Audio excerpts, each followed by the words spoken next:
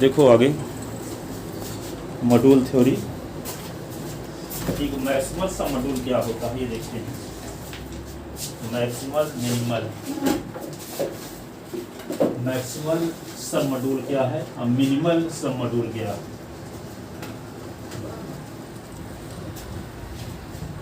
Maximal सब module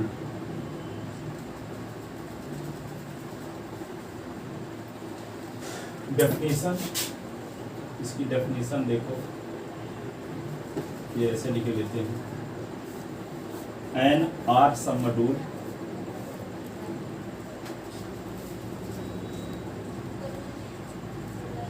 an R सब module an of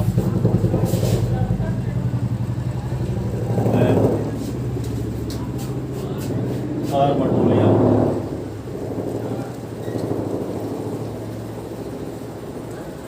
M is called maximal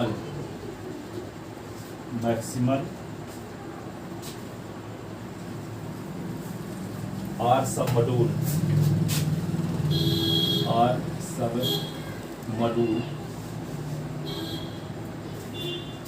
if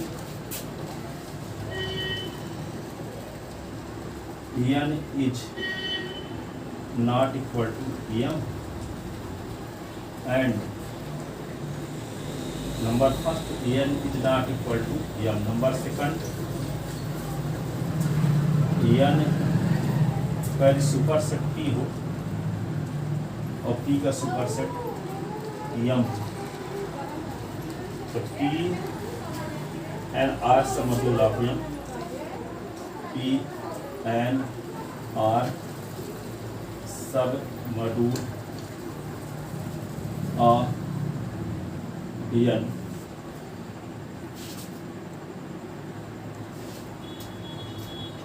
m implies either p is equal to m or p is equal to m। इसका मतलब क्या हुआ? That is the only R sub module of M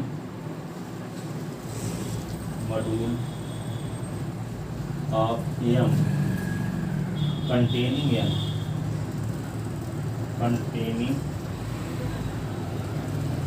or n and m। देखो यहाँ पे maximal सब module को कैसे डिफाइन करेंगे। देखो ये अयम क्या है? एक मॉड्यूल है। अयन क्या है? सब मॉड्यूल है। ठीक है, सुन लो, यम क्या है? मॉड्यूल। अयन क्या है? सब मॉड्यूल है। ठीक है, इसको समझाने के लिए थोड़ा सा हम एक एग्जाम्पल पीछे कर देते हैं। जैसे मान लो 1 - 1 आयोटा माइनस आयोटा, तो G is equal to H is equal to ले लेते हैं क्या? लिखा 1 - 1, H2 इज इक्वल टू क्या हो? H1 इज इक्वल टू लिख लेते हैं 1, H2 इज इक्वल टू लिख लेते हैं 1 - 1, H3 इज इक्वल टू क्या आएगा? वही 1 - 1 आएगा -1। H2 क्या है? मैक्सिमल नॉर्मल सब। ठीक है, इससे बड़ा कोई नॉर्मल सब ना हो, यदि हो तो वो खुद GI2, ये तो GI ना है H3। ठीक है, और इसके पहले यदि हो तो कोई आइडेंटिटी एलिमेंट वाला है, क्या हो? आइडेंटिटी एलिमेंट वाला। ठीक है, तो यहाँ पे देखो ये कहता है, सुन लो, यदि n जो है m का एक सब मॉड्यूल है, ये मैक्सिमल कब कहलाएगा? यदि हम n और m के बीच में कोई p सब मॉड्यूल माने भी, तो p का मान या तो n के बराबर हो और या तो p का मान m के बराबर हो।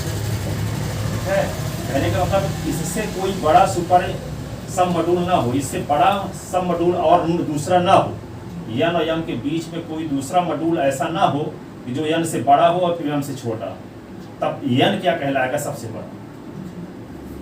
ठीक है। आप सबसे बड़े भाई कब कहलाओगे? जब आपसे बड़ा कोई भाई ना हो, आपसे बड़ा कोई भाई ना हो, ठीक है। यदि मान लेते हैं कि आपसे बड़ा कोई भाई है तो वह या तो आप हो, ठीक है, या कि खुद मान लो कोई पिताजी हैं। यहाँ पे यम का सब मॉड्यूल है यन ना, तो इससे बड़ा मान लेते हैं पी है। तो जब पी का मान या तो यम के बराबर है अथवा पी का मान यन के बराबर है, ठीक है। यदि हम मान लेते हैं कि है तो नहीं है, सबसे बड़ा मॉड्यूल एन है, पर कंफर्म करने के लिए कि मान लेते हैं कि यन से बड़ा पी है, तो वो पी का मान या तो यन के बराबर है अथवा पी का मान यम के बराबर है, ठीक है। हम मान लेते हैं हम सबसे बड़े भाई तो हैं, परंतु हमसे बड़ा भी भाई है मान कर चलते हैं, तो वे क्या है, वे जो बड़ा भाई जिसको हम माने हैं वे हमारे हम ही है, खुद है, हमारे वे प्रतिबिंब है, अथवा वे खुद पिताजी हैं, ठीक है। वही है। यन क्या होगा, यम का सब मॉड्यूल होगा। कब सब मॉड्यूल होगा? कि जब यन से बड़ा कोई दूसरा सब मॉड्यूल ना मिले। यदि मिलता भी है तो वह या तो यम के बराबर हो अथवा वह यन के बराबर है। वही लिखा आइदर, यदि मान लेते हैं कि पी से बड़ा एक है, यन से बड़ा एक सब मॉड्यूल पी है, तो वो पी का मान या तो यन के बराबर हो अथवा पी का मान यम के बराबर हो। अर्थात ऐसी कंडीशन में यन को बोलेंगे कि वे सबसे बड़ा सब मॉड्यूल है यम का, अर्थात मैक्सिमल सब मॉड्यूल है। क्या है? मैक्सिमल सब मॉड्यूल है। वही चीज यहाँ समझाई गई, लिख लेना डेफिनेशन। अब मिनिमल देखो, जैसे मैक्सिमल नॉर्मल सब ग्रुप बताए थे फर्स्ट सेम में, वही इसी प्रकार ये भी। अब देखो minimal sub module, minimal sub module,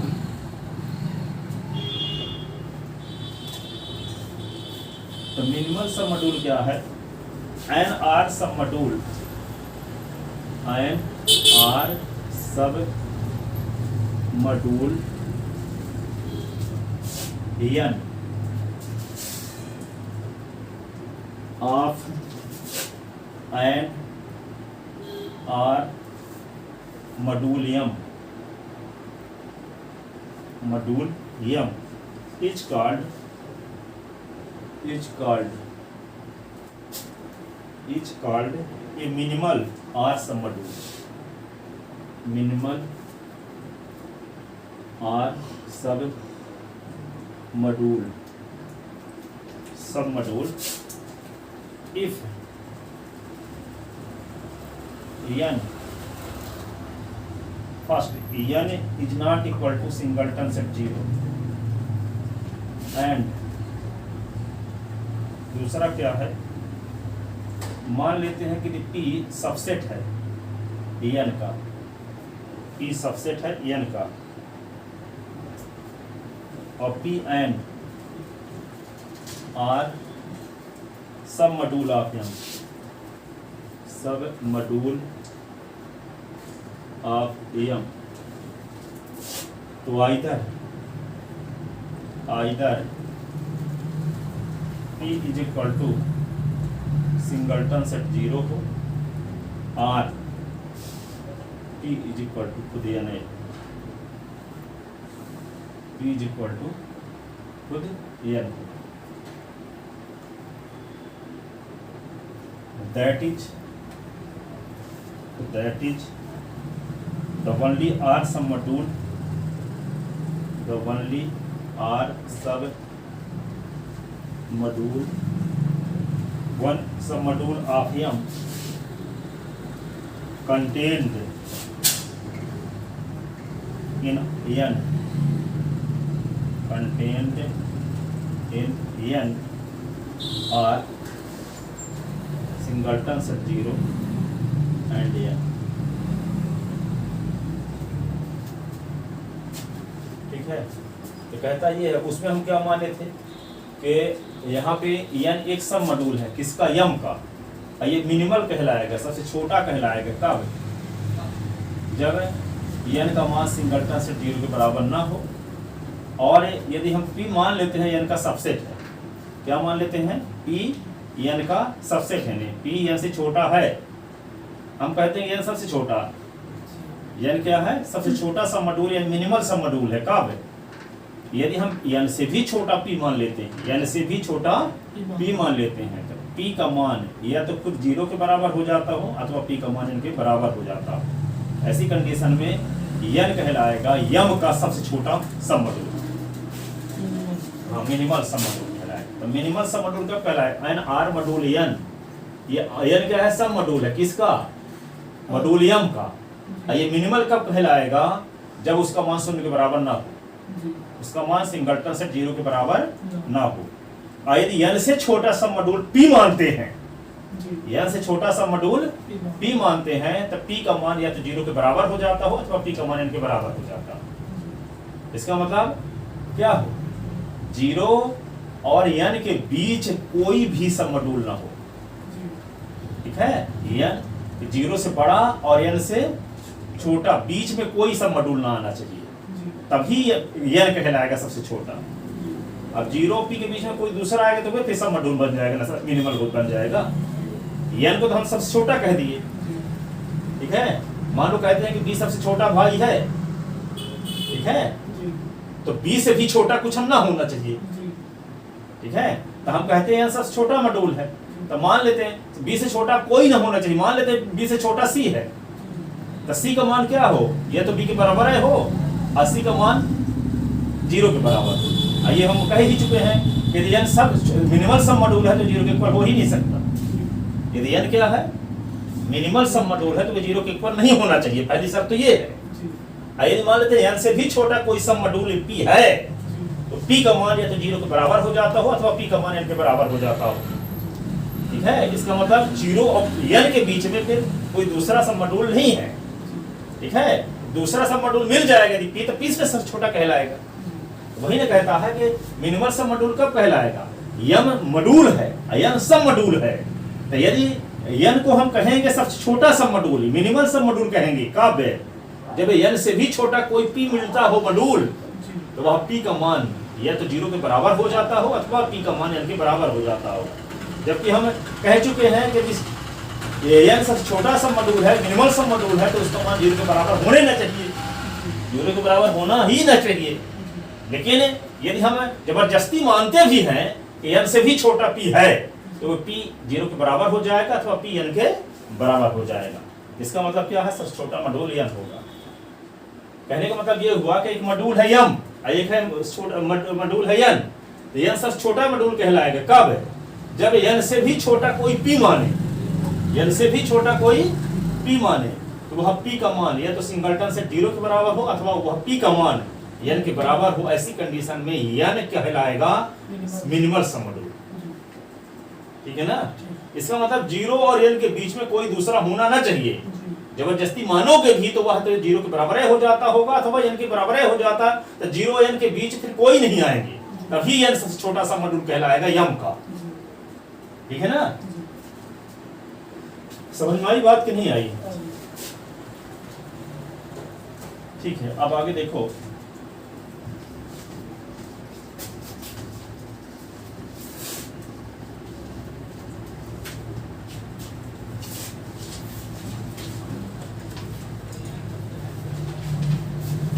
तीसरी डिफिनेशन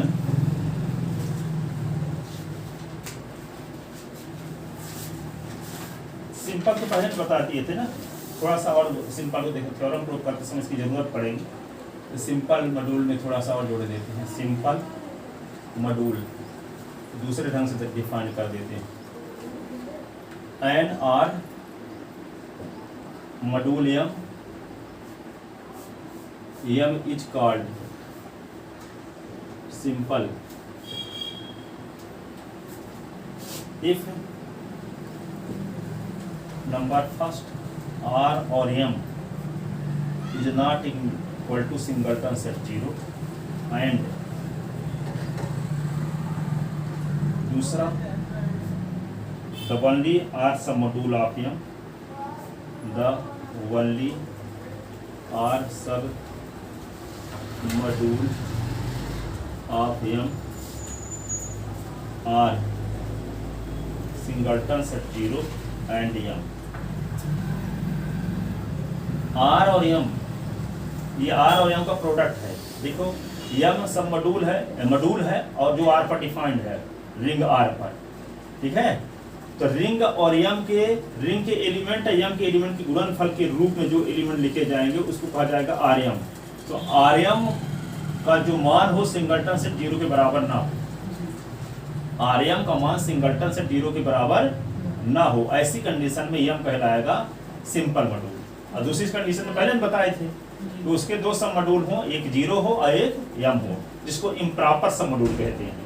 तो किसी मॉड्यूल यम के यदि केवल इम्प्रॉपर सब मॉड्यूल है तो वह क्या कहलाता है, सिंपल। हम इतना बताए थे। लेकिन एक कंडीशन ये भी है, थ्योरम में इसका यूज होने वाला है, तो अभी ना बताए रहेंगे तो कब बताएंगे, है ना।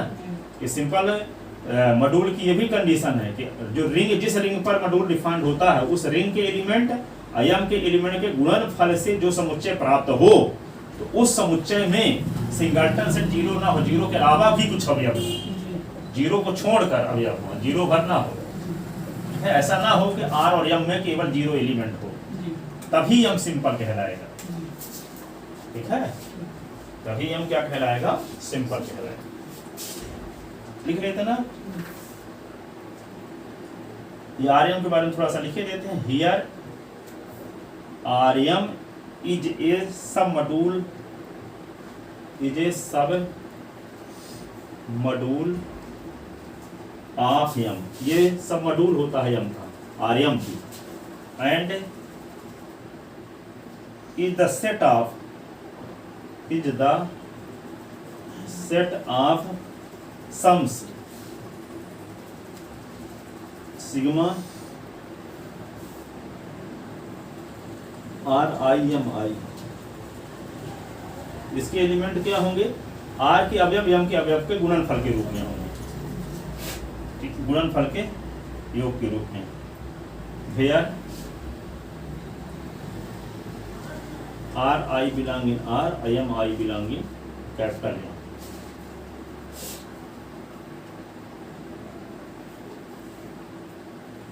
लिख लिए, if 1 belong in R, तो Rm इज इक्वल टू क्या होगा, सिंगलटन सेट 0। यदि रिंग में एक भी उपस्थित है तो Rm is equal to 0 only if m is equal to 0, if and only if, जब m is equal to singleton set 0। R M में सिर्फ मात्र 0 एलिमेंट होगा, जब यम में सिर्फ 0 एलिमेंट रहेगा तब। नोट फर्स्ट क्या है, एनी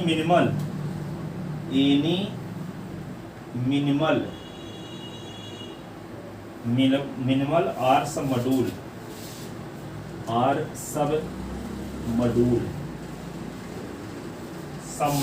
n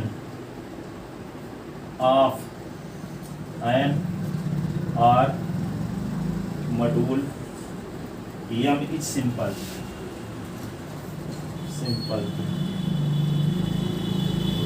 यदि m का कोई मिनिमल सब मॉड्यूल है तो निश्चित रूप से क्या होगा, वह सिंपल है होगा।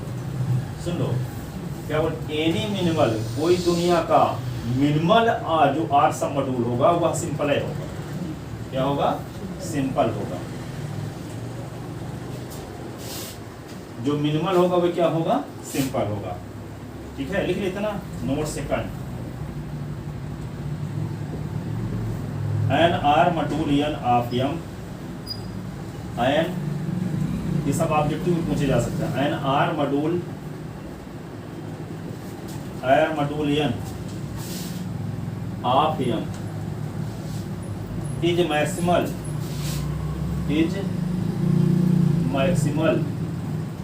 in m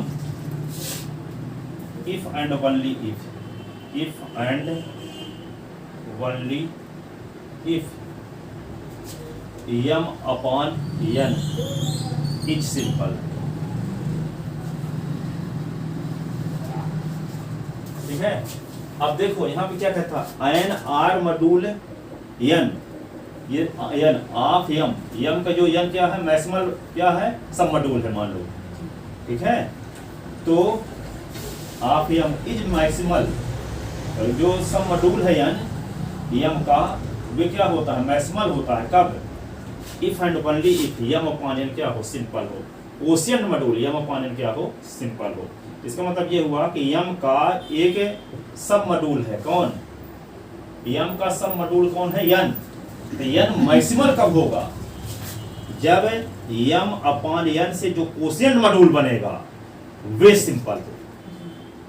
ठीक है, क्या कहता है कि कोई सब मॉड्यूल, उसमें भी तो पढ़े थे ग्रुप थ्योरी में भी, ठीक है, यदि एच ग्रुप जी का मैक्सिमल नॉर्मल सब ग्रुप है तो जी अपॉन एच सिंपल होगा, जी अपॉन सिंपल होगा। तो मैक्सिमल नॉर्मल सब ग्रुप के स्थान पे यहाँ पे क्या आ गया, यदि यन यम का मैक्सिमल है सब मॉड्यूल, यन यम का मैक्सिमल सब मॉड्यूल है तो यम अपॉन एन क्या होगा, सिंपल। यम अपॉन एन से जो यम अपॉन एन है क्या, क्वोशिएंट मॉड्यूल है, तो क्वोशिएंट मॉड्यूल क्या होगा, यम अपॉन एन एक सिंपल सब मॉड्यूल होगा, सिंपल मॉड्यूल होगा, सिंपल मॉड्यूल होगा, क्या होगा, सिंपल होगा। कब, जब एन मैक्सिमल होगा तब। ठीक है,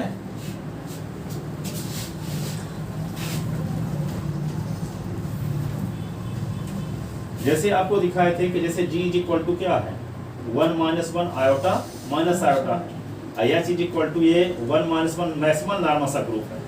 तो g अपॉन एच जब बनाओगे तो g अपॉन एच बनाओगे तो क्या होगा, इसके एलिमेंट आते हैं, एक h1 एक एलिमेंट आता है h आयोटा, दो एलिमेंट आते हैं। ठीक है, अब ये दो क्या है, गिनो इनको, एक दो प्राइम नंबर है कि नहीं। तो आपको एक थ्योरम पढ़े हो, अभी ये जी तो जानते हो, जी के बारे में आपको पहले से पता है कि जी आयोटा से जनरेटेड एक साइक्लिक ग्रुप है, आयोटा से जनरेटेड एक साइक्लिक ग्रुप है।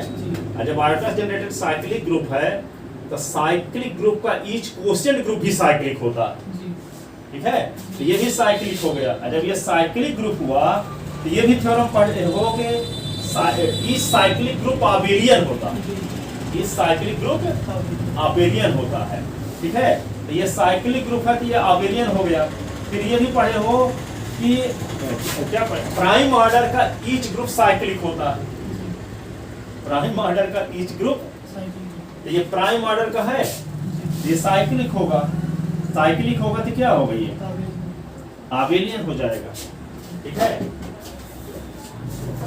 हम बताना क्या चाहते कि सिंपल होगा।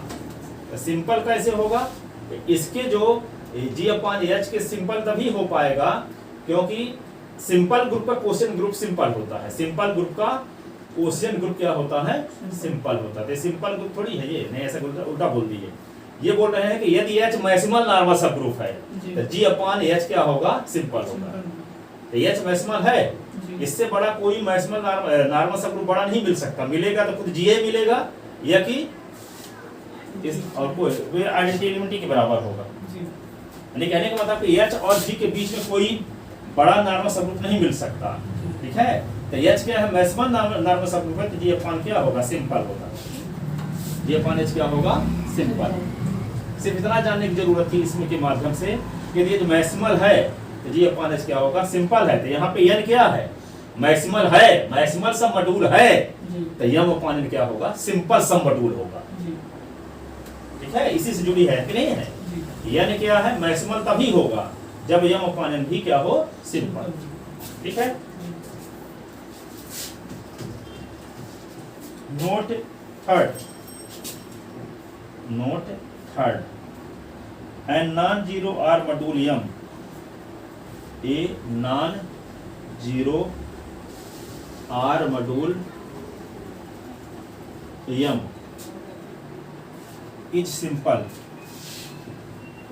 सिंपल कब, if and only if, if and only if singleton set zero is a maximal R सब मॉड्यूल, इज मैक्सिमल आर सब module.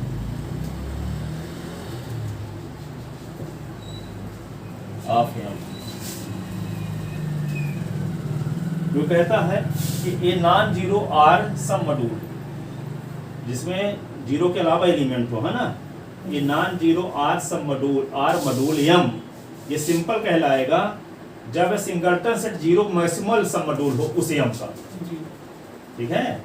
A non zero R module M is simple कब, इफ एंड ओनली इफ एक zero singleton set zero is maximal R sum module of M, सबसे बड़ा sum module ये singleton set zero है यदि किसी module का, तो ऐसी कंडीशन में हम क्या होता है सिंपल। तो सिंपल के जैसे में 3 स्टेटमेंट है, उनको याद किए रहना ऑब्जेक्टिव के रूप में, ठीक है।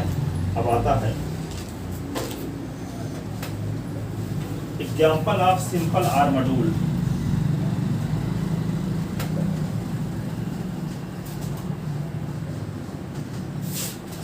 Example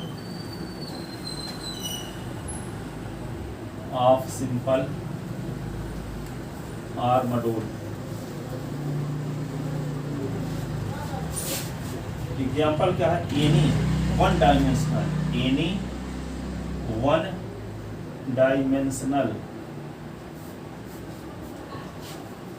vector space is simple, vector space is simple. Any one dimensional vector space is क्या होता है सिंपल, इसको याद रखना एग्जाम्पल इसके लिए। सेमी सिंपल मॉड्यूल, अब आता है सेमी सिंपल, सिंपल मॉड्यूल और सेमी सिंपल मॉड्यूल चैप्टर में लिखे हैं यूनिट सेकंड में, सेमी और सिंपल मॉड्यूल और सेमी सिंपल मॉड्यूल। तो सेमी सिंपल मॉड्यूल की डेफिनेशन देखो, an R module, an R module, an R module M is called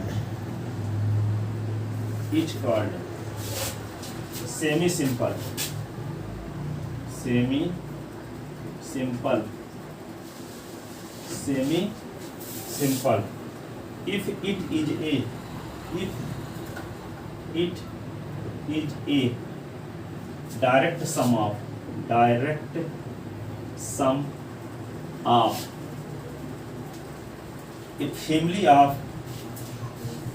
a family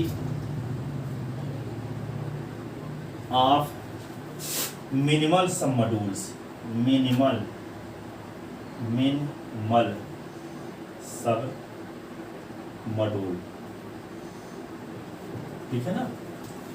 An R module M is called semi simple if it is a direct sum of, it is a direct sum of family of minimal sum module। इसकी meaning क्या है, इसे हम समझाते हैं आपको अच्छे से, सुन लो पहले। यहाँ पे आप वेक्टर स्पेस में पढ़े थे कि V एक वेक्टर स्पेस है फील्ड एफ पर, और W1 और W2 VF के दो वेक्टर सब स्पेस हैं। तो V W1 और W2 का लीनियर सम कहलाता है, लीनियर सम कहलाता है, जिसको प्लस से डिनोट करते हैं। कब, जब V का हर एक अवयव W1 के एक अवयव और W2 के एक अवयव के योग के रूप में लिखा जा सके, तब V कहलाता है W1 और W का लीनियर सम, रेखीय योग कहलाता है। अब V W1 और W2 का डायरेक्ट सम कब कहलाता है, जब V का हर एक एलिमेंट W1 के एक एलिमेंट और W2 के एक एलिमेंट के योग के रूप में अद्वितीय प्रकार से लिखा जा सके, यूनिक तरीके से लिखा जा सके, केवल एक ही तरीके से लिखा जा सके। V का कोई एलिमेंट W1 के एक अवयव W2 के एक अवयव के योग के रूप में केवल एक ही तरीके से लिखा जा सके, 2-3 तरीके से ना लिखा जा सके, तब V कहलाता है W1 और W2 का डायरेक्ट सम, ठीक है, सरल योग कहलाता है। ठीक है, अब हम मॉड्यूल से जोड़ते हैं। यहाँ पे यम है, यम क्या है, यम है एक मॉड्यूल, और यहाँ पे N1 और N2 दो सम मॉड्यूल है, N1 और N2 दो सम मॉड्यूल है। तो यम कहलाएगा N1 और N2 का वे लीनियर सम, जब यम का हर एक अवयव N1 के एक अवयव और N2 के एक अवयव के योग के रूप में लिखा जा सके, तब उसको कहेंगे लीनियर सम, इसको प्लस से डिनोट करेंगे। लेकिन यदि यम का हर एक अवयव N1 के एक अवयव N2 के एक अवयव के योग के रूप में केवल अद्वितीय प्रकार से लिखा जा सके, तो यम कहलाता है डायरेक्ट सम। ठीक है, अब यहाँ पे देखो, यदि यम मॉड्यूल है और n क्या है, सब मॉड्यूल है, लेकिन कैसे सब मॉड्यूल है, मिनिमल, मिनिमल ऊपर बता चुके हैं। तो यदि यम के हर एक अवयव को n1 और n2 दोनों जो मिनिमल सममॉड्यूल हैं, इनके योग के रूप में अद्वितीय प्रकार से लिखा जा सकता हो, ऐसी कंडीशन में यम कहलाएगा सेमी सिंपल मॉड्यूल। ठीक है, पर यहाँ दो ही की बात नहीं कर रहा है। ठीक है, मिनिमल सममॉड्यूल की एक परिवार है बसा है, मान लो n1 n2 n3 n4 n5 n6 से पता नहीं कितने, और उन सब मिनिमल सममॉड्यूल के इसका एक अवयव, इसका n2 का एक अवयव, एक n3 का एक अवयव, एक n4 का एक अवयव, n5 का एक अवयव लें और उनके योग के रूप में यम का कोई एक एलिमेंट व्यक्त हो और केवल एक ही प्रकार से लिखा जा सकता हो, तब यम कहलाएगा क्या? Semi simple. तो वही लिखा है an R module M is called semi simple. कब? If it is a direct sum of a family of minimal sum module. Family यानी एक तो बात नहीं कर रहा है, मिनिमल सम मॉड्यूल जितने यम के बनते हो, यम के जितने मिनिमल सम मॉड्यूल बनते हो, n1 n2 n3 n4 यम के मान 15-25 सम मॉड्यूल बने हैं मिनिमल। ठीक है, तो उन सबके योग के रूप में अद्वितीय प्रकार से यम का हर एक एलिमेंट लिखा जा सकता हो, ऐसी कंडीशन में यम कहलाएगा सेमी सिंपल मॉड्यूल। ठीक है, समझ में आ गई डेफिनेशन ना? अब देखो आगे,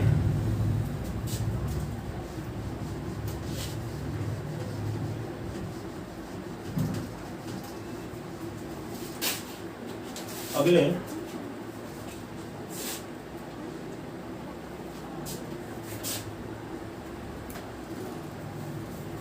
इसी को दूसरे शब्दों में भी ऐसे लिख सकते हैं R an R module M is simple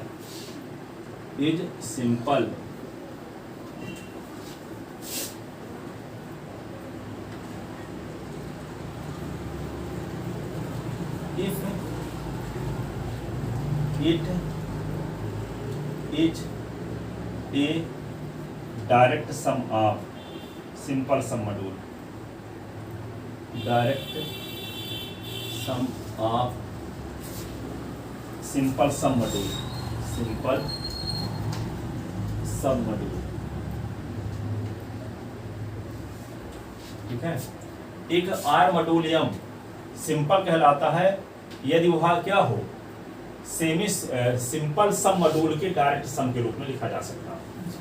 ठीक है, यानी यम का कोई एलिमेंट है, ठीक है, सिंपल सम मॉड्यूल के डायरेक्ट सम के रूप में लिखा जा सकता है, ऐसी कंडीशन में यम सिंपल कहलाएगा। An R module M is simple if it is a direct sum of simple sub module. M के जो सिंपल सम मॉड्यूल हो, ठीक है, उनके डायरेक्ट सम के रूप में डायरेक्ट सम हो यम, इसका मतलब यम का हर एक मेंबर, ठीक है, सिंपल सम मॉड्यूल के योग के रूप में अद्वितीय प्रकार से लिखा जा सकता हो, तब भी यम को सिंपल कहते हैं। सिर्फ इतना नहीं कहते कि यम के सिंपल मॉड्यूल तब कहेंगे जब इसके सिंगलटन सेट 0 हो और यम खुद हो सम मॉड्यूल, तभी कहते नहीं परिभाषा ही। पर एक और है, यम को सिंपल कहने के लिए आप ये भी कह सकते हो इसका जो यम का हर एक मेंबर इसके सिंपल सब मॉड्यूल के योग के रूप में अद्वितीय प्रकार से लिखा जा सकता है, ऐसी कंडीशन में भी यम को हम क्या कह देते हैं, सिंपल। ठीक है, अब लिखो एक थ्योरम है। थ्योरम क्या है? Let R be a ring with unity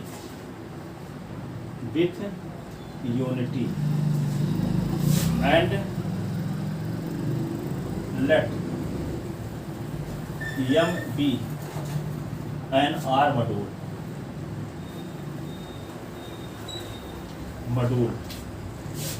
then the following statement are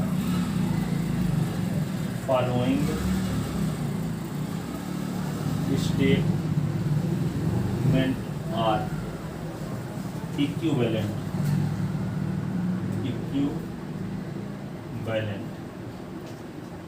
Then the following statement are equivalent। कौन? Number first, m is simple, m is simple, m is not equal to singleton set 0 and m is generated by m is generated by 0 is not equal to x belong in M। और तीसरा m isomorphic है m upon I के, here I is maximal left ideal of R, where I is maximal left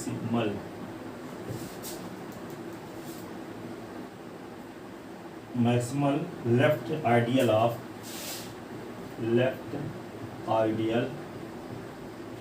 R। ठीक है, तो यहाँ पे तीन स्टेटमेंट इक्विवेलेंट हैं। इसका मतलब क्या है, इसको लेकर चलो तो ये सिद्ध करो, और इसको लेकर चलो तो ये सिद्ध करो, इसको लेकर चलो तो ये सिद्ध करो, इसको लेकर चलो तो ये सिद्ध करो, अथवा ये लेकर चलो तो ये दिखाओ, ये लेकर चलो तो ये दिखाओ, नहीं ये लेकर चलो तो ये दिखाओ, ये लेकर चलो तो ये दिखाओ, ऐसे भी दिखा सकते हैं।